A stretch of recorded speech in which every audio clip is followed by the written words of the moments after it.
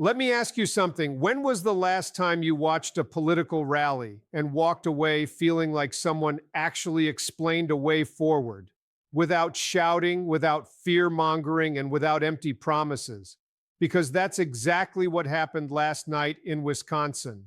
The midterm elections are still ahead of us, yet one Democratic leader is already shaping the conversation about what comes next. Not by announcing a campaign, not by attacking opponents, but by laying out ideas that feel both practical and empowering. Win or lose in any future race, this is someone who is clearly preparing to play a major role in the next phase of Democratic leadership. What stood out immediately was the command of the room. This wasn't a short stump speech followed by applause and exit music. It was a long, open question and answer session that stretched well over an hour, with the crowd staying engaged the entire time. People didn't just listen, they shared personal stories, fears, and frustrations that have been building for years. And given how emotionally invested Wisconsin is in its sports teams, the fact that people showed up in force, stayed late, and remained focused says everything about the pull of the moment. The tone of the evening quickly became clear. This wasn't about ideology, it was about exhaustion. Community members described living with constant anxiety about immigration enforcement, about racial profiling, about whether the systems meant to protect people are now working against them. Some struggled to get the words out. Others were visibly shaken. These were not political hypotheticals. These were lived realities. Again and again, the same question surfaced beneath every story. Even if voters demand change, can anything actually change when the Supreme Court keeps blocking it? That's where the conversation shifted. Instead of dismissing the concern, it was addressed directly. The crowd was reminded of a simple but powerful fact. There is nothing in the Constitution that locks the Supreme Court into its current structure. The number of justices, the length of their service, the way the court operates, all of that exists because Congress decided it should, and that means Congress can decide differently.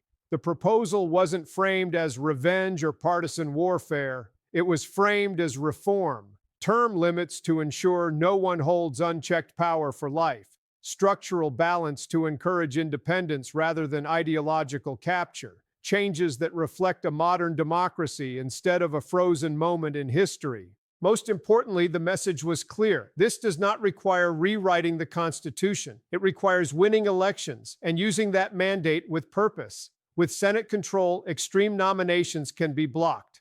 With majorities in Congress and the White House, legislation can be passed to modernize the court. No supermajority fantasy, no impossible hurdles, just political will and voters who understand what's at stake. The strategy went even further. Make reform unavoidable. Force candidates in every district to take a position on term limits for judges and lawmakers alike. Turn accountability into a campaign issue. Put the burden on those who benefit from permanent power to explain why they deserve it. By the end of the night, something had shifted. The fear in the room didn't disappear, but it transformed. It turned into focus, into direction, into the understanding that systems only feel untouchable until someone explains how they actually work. And that may have been the most powerful takeaway of all. Change doesn't start with rage. It starts with clarity and the belief that participation still matters.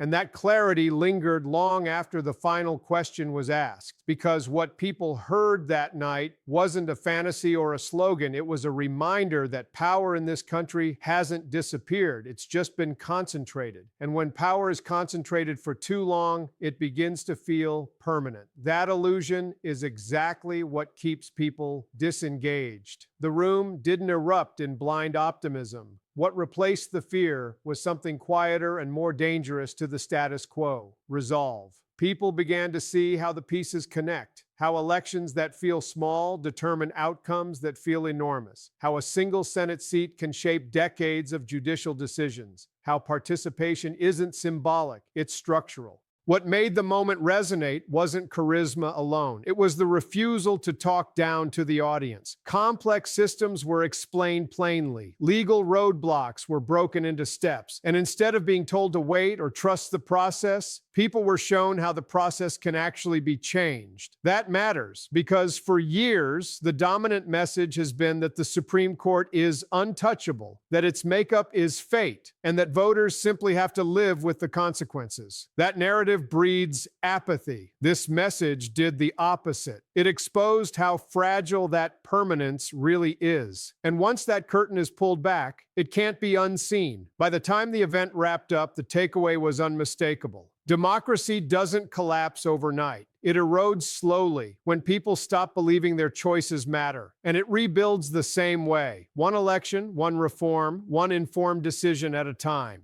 This wasn't about left versus right. It was about whether the system still answers to the people living under it, whether accountability is a real principle or just a word used during campaigns.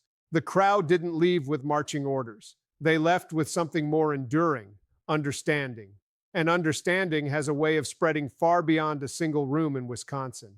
Because once people realize that change isn't impossible, just unfinished, the conversation shifts. And when the conversation shifts, so does the future.